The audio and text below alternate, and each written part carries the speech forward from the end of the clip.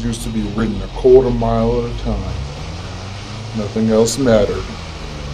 Not character continuity, not linked story arcs, not how many more movies were going to be made. But for those first 3 movies, they were free to do whatever they wanted. Don't get me wrong, I love to watch these movies. They're on TV, I'm like, yeah, why not? But I don't love to watch them as they're saying they need to be watched. Because then some things just don't line up for me. Like how much Roman Pierce's personality changes from Too Fast, Too Furious to Fast 5. So I think for Too Fast, Too Furious, they wanted him to be more like Vin Diesel-like, tough. But now 5, 6, 7, 8, he's more of like comedy bit. The end of Tokyo Drift, when Sean asked Dom that he knows it's not a 10-second race, and Dom says, I got nothing but time. Dom's house had just been blown up, and he had flown Mia and Brian to a safe house while he figured out what was going on.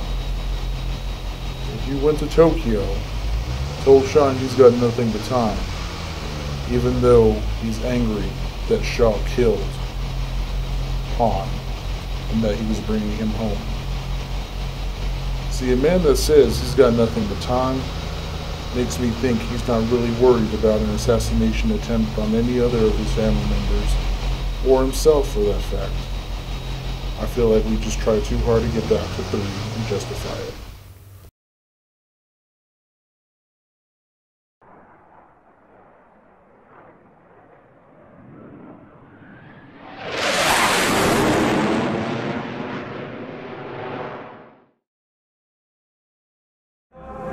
I'm with the gang, and we about to go up. Switching lanes, it's a thing. Alright, today on Stealth Flight Media, we are reviewing Fate of the Furious. I'll be your host, Alexandro Velasquez. Alright, let's start off by recapping the movie. So, in the trailers you see Dom has gone bad. We gotta figure out why. Well, it turns out, as the audience, we find out that Charlize Theron shows Dom a cell phone. On it, we don't know. Turns out that Elena, if you don't remember Elena, she is the one that helps The Rock find the gang in Fast 5. Kind of has a relationship with him between 5 and 6. But then Michelle Rodriguez comes back into the scene. And so then from there, we go to her working for Hobbs at the beginning of 7. But she asks for a transfer. So that's where we are. Basically, she's been kidnapped. And Dom's the only one that can help her. Cypher actually kidnapped Elena, though, because of what Dom and his team had been doing. Because I guess all their adventures in basically 6 and 7, turns out that they were kind of interfering with someone else's plans. So in Fast and the Furious 6, the younger Shaw brothers trying to get Nightshade. And if you remember in Furious 7, the terrorist warlord guy that's basically chasing him through the city, he was trying to get God's Eye to also, basically all this stuff was going to Cypher. She paid them to go get this stuff for her. And because of Dom and his team, they kind of knocked that off the rails a couple of times. So what does she do? She's like, you know what, I'm just going to get the guy that basically messed up my plan since then. So you find out that she's kind of pissed about what happened in 6 and 7. She's pretty much lost since then. She sends Dom out to go get the nuclear football that has nuclear codes for the Russians, basically. And you know how it always works. One of those broke-off nations still had submarines that had nukes on them. So basically that's why you see the submarine rise out in the trailer. She's trying to hijack that, basically. But it turns out the whole time, Dom was working on a plan to get himself out of the situation. He knew he couldn't tell anyone, apparently. I don't know why he couldn't tell anyone. I mean, how was she going to know that he told, like, say, Letty that, oh, I have to go do this. She told me not to tell you, but we're going on the honor code. You know, I feel like he could have left a note, like, try to take me down, but I got to do this, basically. Apparently I have a baby. Don't get mad at me. As soon as they said that the baby didn't have a first name, in my head I popped up. I was like, you know what? They'll probably name the child Paul.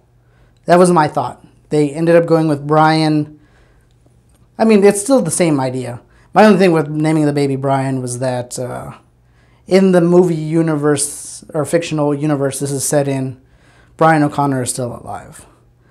So, I mean, I thought it was better. I would have named the baby Paul, just because, you know, Paul Walker was the actor in real life. But that's kind of, that's what I thought, at least. What it should have been. I'm not the writer, though. So basically, Dom had this plan. Once he saw that they got Shaw on board with trying to take him down, he's like, he has a personal vendetta against Cypher, I know it. So he went to go see her mother. I'm not sure how he knew about her mother. Either way, he gets them all to basically, both Shaws, to go get the baby for Dom. And with that, he changes back to the good side, saves the day, but Cypher escapes also. So there are 2 more installments planned, as far as I know. So I'm guessing she'll probably be the main villain from Fast and Furious 9 to 10. Now I'm going to talk about what I did like in the movie, though. So I felt they spent more time in the cars, which is kind of a bonus because it feels like they've been getting away from the cars in previous movies. I mean, they only have one race, and it's in Cuba, and the car kind of explodes in like a weird fashion that Dom kind of basically blew up his cousin's vehicle for just kicks and giggles. But then, yeah, I mean, I enjoyed that side. I enjoy them being in the cars. I enjoy the vehicles in the movies. They're cars I don't get to see very often. And then other things I like, though. I like Scott Eastwood's character. I really did.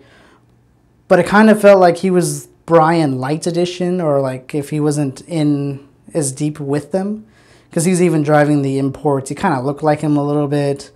He was like, you know, that professional former FBI kind of motif. And I don't know, it just felt like they were kind of replacing him to a degree. Like they were tiptoeing around it, basically.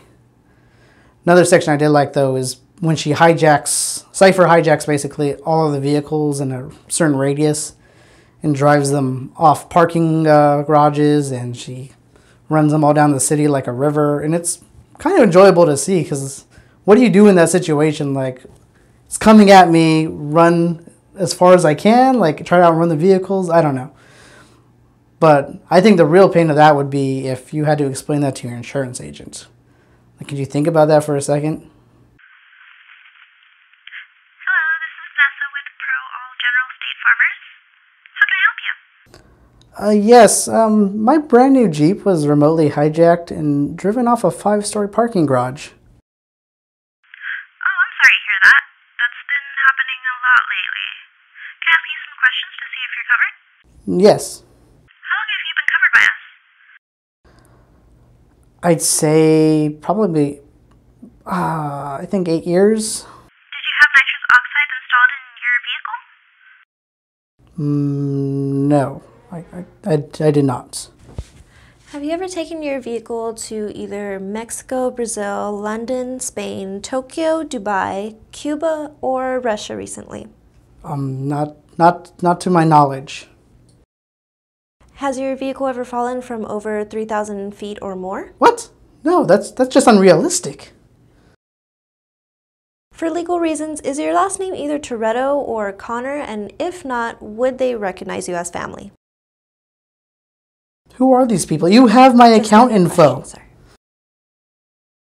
I'm so sorry, but unfortunately you're not covered for more than 3-story free falls, and your claim states your vehicle fell from 5 stories.